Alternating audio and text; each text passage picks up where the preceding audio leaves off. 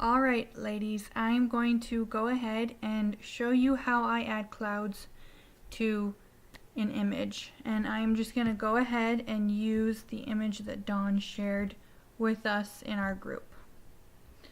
So let me go ahead and pull it up. And bear with me because my little ones are sleeping and I don't know how long the littlest one is going to cooperate. Alright. This is just what I do with every image. I just go ahead and sharpen it up. Sharpen on the face. That's good. Now, what I do, my computer's thinking, every time I use a like screen capture program, it tends to slow things down a bit. Alright. If you go over here, you see the magic wand tool and you see the quick selection tool. What you want is the quick selection tool, and then up here you'll see a brush with a plus sign, and a brush with a minus sign. You want the brush with the plus sign. You're going to go over to your image and you're going to hold your mouse down and just drag it across, and as you can see, it is picking up her hair, it's picked up the lake, all kinds of stuff, and we will fix that. Now, once this is done thinking, I'm going to go over to the minus tool. Same thing basically, where the lake starts, I'm going to run my brush across and get rid of the stuff that it had selected that I don't want selected, and do it over here as well.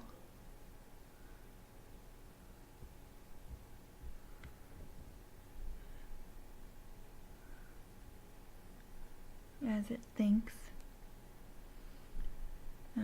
Fix her belly because it's on her belly. By the way, how amazing is it that she looks this good and she's pregnant with twins? That's just amazing. Now, as you can see, it has selected her hair, and I'm going to fix that. Go ahead and go back and click the plus sign again and click on Refine Edge, and you'll see this little dot of a brush. I'm going to go in and basically kind of paint it back in. And just make sure I get her hair.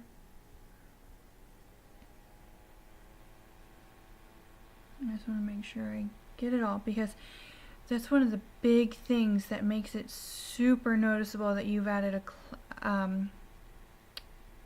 added like a background or things to an image, is if you can tell if like the hair looks choppy or the hair looks like it's been photoshopped. That's always a big tell for me, and that's why I like doing it this way. So there we go. Let's click OK. Now I'm going to real quickly duplicate the layer. I should have done that to begin with. I've duplicated the layer. I'm going to select inverse, and then layer via cut. So what I've done is I've separated it. So you can see there's the background, and then there's that. There's her. And obviously, I mean, there's still some hair missing, and that's fine. It's not that it's not going to be as noticeable. You'll see, because we're still keeping this background image as well. Now I'm going to go and open a cloud that I have, and now keep in mind these clouds I did get from what is it, Pure Actions for Photographers, and when you purchase that, it does come with an action to do this, but I don't like their action, and the reason why I don't like it is because it doesn't select like the hair and the trees and everything quite as well as what this tool does. So I've got my sky. I'm going to do Control A, Control C. On a Mac, I think it's Command A, Command C. I don't know. I'm working on my Dell. And I'm going to click the background copy, the one that shows the sky right here. And I'm going to go Control V. Now, as you can see, it did go ahead and add the sky. And I want to make it just a little bit bigger. So Edit, Transform, Scale. I want to make it just a little bit bigger.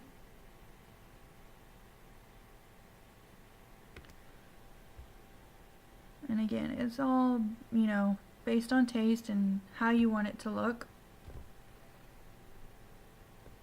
There we go.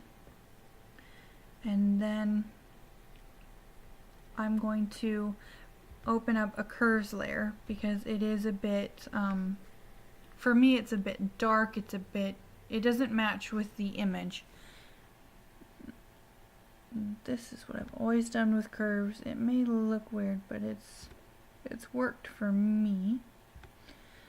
And I'm going to brighten it up, so I'm going to pull on this one. There we go. And I know it's still looking a bit strange. Bear with me. Let's see.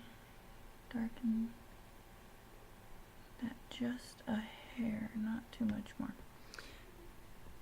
I'm going to create a clipping mask so it only sticks to the sky. And then another thing that I like to do is, again, still a bit strong. I clicked the wrong thing. It's still a bit strong, so what I like to do is lower the opacity. Let's see. Let's take it to 58. Let's try that. Yeah, that's pretty good. Now if you look, it also went right here. You can still see some of the sky and it doesn't blend well, so I'm going to fix that.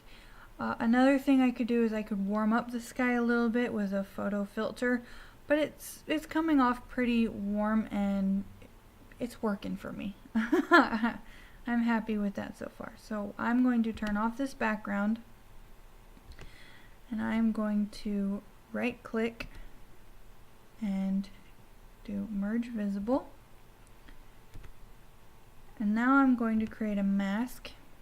Click my paintbrush. And I've got it at about 80%. That's working for me. And I'm going to just kind of blend this in so it all kind of flows. There we go.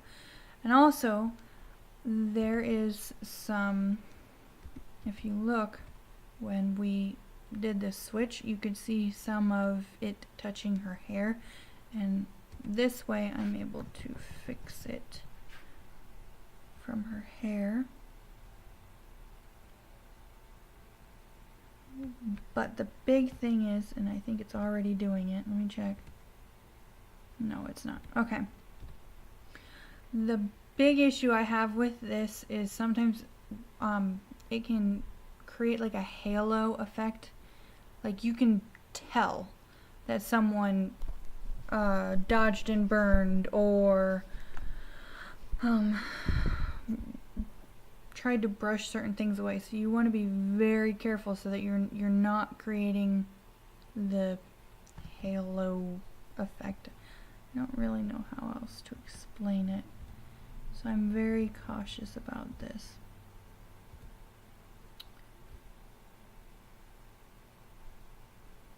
Okay. Alright, I'm going to turn it off and on again. There we go. Yep, I think I'm happy with that. Because as you can tell, you can still see her hair. It doesn't look as choppy. It still looks... You still have quite a bit of that detail in there. And the other cool thing about this tool is the little gaps in her hair and things like that, it helps pick up that detail so you can see the clouds through it. Because if you were to paint this in, I don't really know how to explain it. With other tools, you won't be able to get that fine of detail, if that makes sense. And if you think that it looks still a bit too bright, you can also come over to this tool and lower the opacity again to make it look like it matches a bit more. And it's just, you just play around with it and experiment, and that's what I love about Photoshop. It's such an amazing tool that you can do this. Does that make sense? I think it makes sense. Let's see. Yeah, I mean, I'm pretty happy with it. And again, it's very easy. I think I've been talking for maybe 12 minutes. Super easy. And the great thing is I've been able to use this tool when it comes to a background that has trees, because that's another big thing, is trees can be really difficult. I did one with my son when he went to with his image when he went to the apple orchard. If you guys want to see how I did that one, let me know. I don't mind sharing, because again, these are all things that you can research and find out on YouTube. So why not help others and give it a personal effect instead of saying, figure it out yourself? Why not help everyone, you know? Do as God teaches us. Alright, well, I'm gonna end this video, and I hope this helps. And again, here's the before. Still an amazing image. I love it, and that mama looks so good. I'm so jealous. And here's the after. Hope you guys liked the video. Let me know if you want to see more. Alright, bye and God bless.